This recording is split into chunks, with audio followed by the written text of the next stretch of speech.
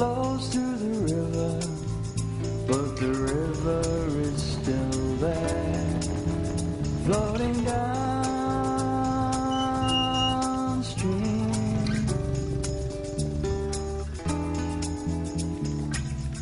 Water flows through the river, but the river is still there, floating downstream.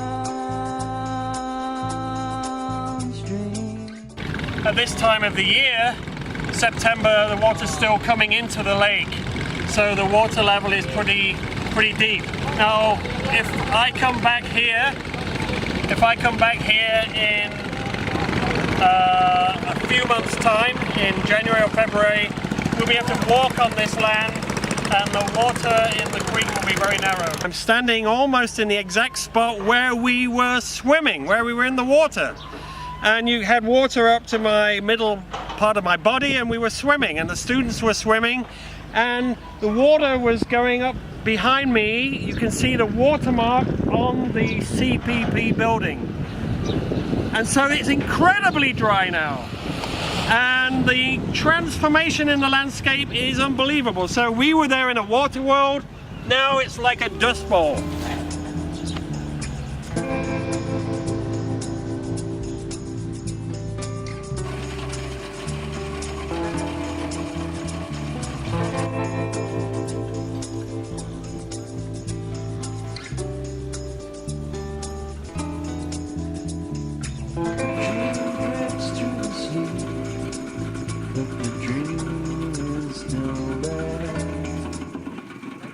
So during the dry season where the water is low, they do more, besides fishing, they do a lot of like planting. So for example, here we have a giant watermelon which they have planted, and this as well. And I was very surprised because the ground here is really dry. So I was actually very surprised that they managed to harvest like watermelons and melons even in such a like dry conditions. Floating downstream,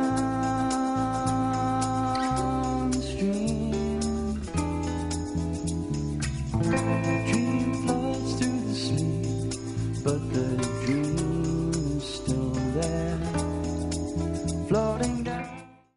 In the waters where the villagers used to have a floating village, many of them are being moved inland towards the dry area, and the floating village might not be anymore because they are going to have permanent housing in the mainland. Yeah, and it might be the last days of the floating village. Just behind me there are 3 houses. They look as if they're abandoned, but actually apparently they're not totally abandoned.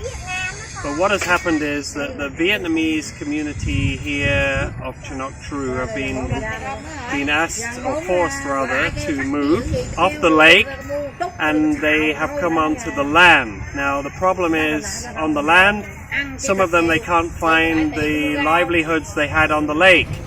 So they have to go away to work in other places.